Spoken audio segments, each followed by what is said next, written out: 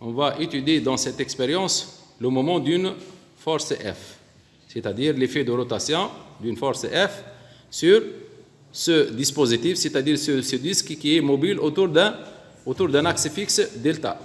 L'axe fixe delta, c'est cet axe-là, l'axe de rotation.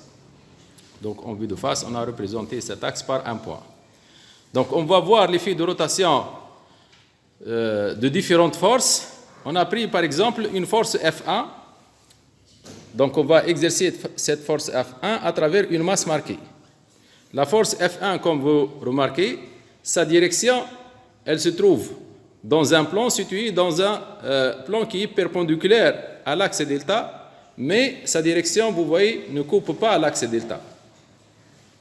Cette force, on va voir si elle est capable de faire tourner le disque ou non, c'est-à-dire est-ce que cette force a un effet de rotation ou non. Donc, on va libérer le disque, donc il se met à tourner. C'est-à-dire, cette force a un effet de rotation, c'est-à-dire, cette force est capable de faire tourner le disque. Maintenant, on va exercer une autre force, F2 par exemple, là, une force F2, telle que sa direction soit parallèle.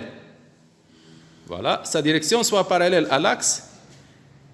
Cette force qui a une direction parallèle à l'axe, voilà, cette force qui a une direction parallèle à l'axe, est incapable de faire tourner le disque.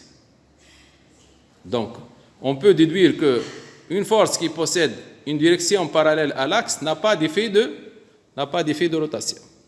Maintenant, on va exercer une autre force F, telle que sa direction coupe l'axe delta.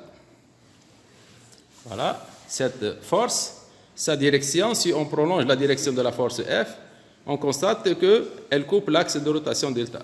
Cette force aussi est incapable de faire tourner le disque, c'est-à-dire n'a pas d'effet de rotation. Voilà, merci pour votre attention.